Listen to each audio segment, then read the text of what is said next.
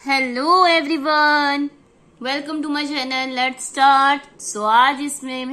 आज मैं आपके लिए लेकर आई हूँ न्यू वीडियो। जैसा कि आपने टाइटल तो रीड आउट कर ही लिया होगा एंड आपने यहाँ पे भी देख रहे होगे लिखा हुआ।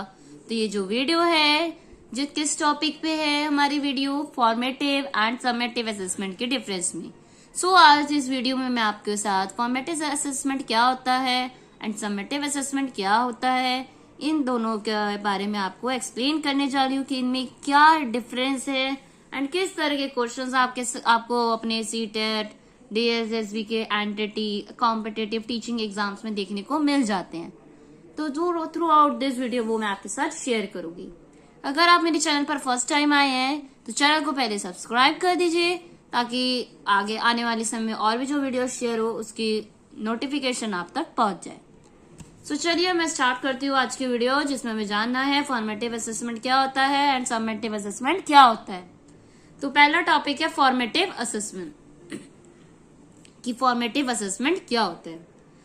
A formative assessment refers to a low stakes assessment that does not normally contribute towards a student's final grade. A formative assessment may include summarizing the main points in a lecture or a weekly quiz to test comprehension of the reviewed content. तो क्या कहा जा रहा है, formative assessment होता है जो हमारे को असेस करता है, मतलब बच्चे की जो फाइनल ग्रेड नहीं बताता हमें, बच्चे की क्या बताता है, छोटे छोटे वीकली लेक्चर्स वगैरह को रिव्यू पूरा हमें रिव्यू करके बताता है कि बच्चे को कितना समझ आ गया। कि आफ्टर लेक्चर हमने क्विज टेस्ट ले लिया, ओरल टेस्ट ले लिया, उस थ्रू आउट द टेस्ट के थ्रू हम बच्चे को असेस करते हैं कि बच्चा उस टॉपिक के बारे में कितना सीख पाए, कितना समझ पाए हैं। It is also use to provide It is also used to provide ongoing feedback to both teachers and students. ये क्या एक तरह से ये किस लिए यूज होता है, ये कहीं ना कहीं फीडबैक देता है किसको, टीचर्स एंड स्टूडेंट्स दोनों को ही। ऑनगोइंग मतलब जैसे जैसे लेक्चर्स डन होते हैं उसके दौरान टीचर्स को फीडबैक मिलती है एंड स्टूडेंट को भी मिलती है कि उसे कहाँ इंप्रूवमेंट करने की नीड है।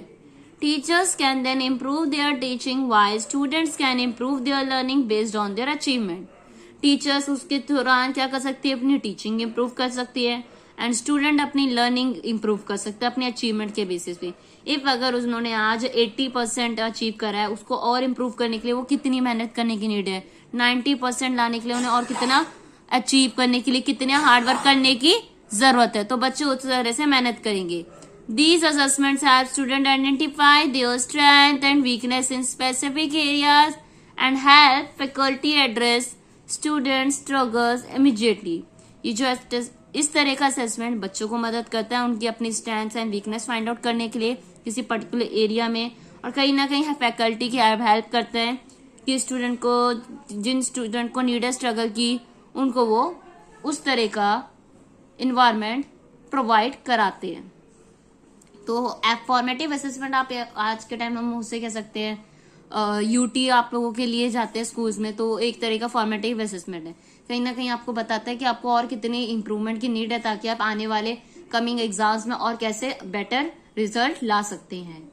तो ये तो हो गया आपका फॉर्मेटिव असेसमेंट। फॉर्मेटिव असेसमेंट जिसमें टीचर लेक्चर्स के दौरान वीकली टेस्ट लेती है जिसके थ्रू बच्चे को गाइड कर रही है और कहीं ना कहीं अपनी टीचिंग स्ट्रेटेजीज भी इम्प्रूव कर रही है ताकि वो देख पाए कि कहाँ पे टीचर की लेक्चर में या टीचर के लेसन प्लान में कमी है, जहां पे वो कमी है वो उसे पूरा करे ताकि बच्चे अच्छे से समझ पाए और जो उसका एम है बच्चों को समझाने का वो फुलफिल हो पाए, वो पूरा कर सके टीचर। देन फॉर्मेटिव असेसमेंट तो हो गया। नेक्स्ट क्या है आपका समेटिव असेसमेंट। कि समेटिव असेसमेंट क्या होता है। Summative assessments are evaluation of what someone has learned throughout a course. Summative assessment क्या होता है, एक तरीका की evaluation होता है कि क्या एक particular person ने throughout a course सीखा है। Summative assessment almost always take place at the end of a course unless a teacher decides to break a course into more manageable chunks. Summative assessment हमेशा कब होता है? Course के and में होता है। ऐसा नहीं कि एकदम बीच में ले लिया फिर, नो, समेटिव असेसमेंट नहीं कहलाएगा वो। समेटिव असेसमेंट होता है जो लास्ट में। आप लोग बोलते भी तो SA1 SA2 के एग्जाम सुने, तो वो समेटिव असेसमेंट होता है। समेटिव असेसमेंट एंड में किया जाता है कोर्स की। They are often cumulative and they are used to evaluate a students long term information retention. ये क्यूमुलेटिव होते हैं एंड ये कहीं ना कहीं लॉन्ग टर्म इंफॉर्मेशन हमें बच्चे की देती है। इसका एग्जाम्पल क्या हो सकता है समेटिव? जैसे फाइनल एग्जाम जो होते हैं ना, वो समेटिव असेसमेंट के अंदर आ जाएंगे। एंड फॉर्मेटिव असेसमेंट में आ जाएंगे हमारे UT जो होते हैं, PT1, पीरियोडिक टेस्ट कह लो, यूनिट टेस्ट कह लो, वो जो टेस्ट होते हैं वो हमारे फॉर्मेटिव असेसमेंट के अंदर आएंगे। और समेटिव असेसमेंट मतलब जो एंड में हो कोर्स के, उसे कहते हैं हम समेटिव असेसमेंट, जैसे फाइनल एग्जाम। सो इस टॉपिक से ना हमारे क्वेश्चंस बन के तो आ जाते हैं एग्जाम में कि आपको एक क्वेश्चन दे दिया कि टीचर अपने लेसन प्लान के बाद, अपने टीचिंग के बाद बच्चों से कुछ क्वेश्चंस पूछ रही है, तो वो किस तरह का असेसमेंट ले रही है, कर रही है बच्चों का? फॉर्मेटिव असेसमेंट ले रही है, ये समेटिव असेसमेंट कर रही है। तो आपको ये बोला जा सकता है दोनों में से कौन सा ज्यादा हेल्पफुल है। मतलब अगर बच्चों को इम्प्रूव करनी हो, उनकी स्ट्रेंथ, वीकनेस, उनकी कमियां पता लगाने में कौन सा असेसमेंट काफी जरूरी है? फॉर्मेटिव असेसमेंट टीचर को फॉलो करना चाहिए या समेटिव असेसमेंट? तो ये भी आपको पता होना चाहिए कि फॉर्मेटिव असेसमेंट होगा या समेटिव। अगर टीचर बच्चों को गाइड कर रही है throughout the lecture, after the lecture, weekly test ले रही है, तो वो किसके एग्जाम्पल है? फॉर्मेटिव असेसमेंट के। बट जब ये कहा जाए कि at the end of a course में टीचर ने एक रिपोर्ट कार्ड बनाई और बच्चे को दे दी और बता दिया, अब उस रिपोर्ट कार्ड से बच्चा अपने आप को इम्प्रूव तो नहीं करेगा ना, क्योंकि अब वो कोर्स तो डन हो चुका है, वो क्लास डन हो चुकी है। तो वो समेटिव असेसमेंट है। दोनों में से बेनिफिशियल फॉर्मेटिव असेसमेंट होता है। फॉर्मेटिव असेसमेंट के थ्रू टीचर अपना टीचिंग प्रोसेस भी चेंज करती है ताकि बच्चे अच्छे से सीख सके एंड बच्चों को भी पता चलता है कि उनके कहाँ कमियां है, कहाँ पे इन्हें मेहनत करने की जरूरत है, कहाँ पे उन्हें और ज्यादा हार्डवर्क की नीड है। तो ये था आपका formative assessment and summative assessment की वीडियो। एंड मैंने अभी लास्ट रिसेंटली आपके साथ एक वीडियो शेयर करी थी कॉन्टिन्यूस एंड कॉम्प्रिहेंसिव इवैल्यूएशन में, कहीं ना वो भी इसी से रिलेटेड ही है। कॉन्टिन्यूस इवैल्यूएशन एक तरह से फॉर्मेटिव असेसमेंट की तरह, जो कॉन्टिन्यूसली टीचर उसे असेस कर रही है। जो फॉर्मेटिव होता है उसमें कॉन्टिन्यूस नहीं हो रहा, एक छोटे छोटे टाइम पीरियड में वीकली टेस्ट। कॉन्टिन्यूस में होता है कि हर काम के बाद, हर एक्टिविटी के दौरान टीचर उसको इवैल्यूएट कर रही है, नोट आउट कर रही है, उसको बता रही है कहाँ पे कमी है ना। और कॉम्प्रिहेंसिव इवैल्यूएशन क्या होता है? जो ओवरऑल एट द एंड में परफॉर्मेंस बताई जाती है, ऐसी समेटिव असेसमेंट की तरह। दोनों क्वाइट सिमिलर है बट बहुत ही लिटिल बिट डिफरेंस है, जो आपको पता होना चाहिए। कहीं ना कहीं दोनों ही हमारे लिए जानना जरूरी है।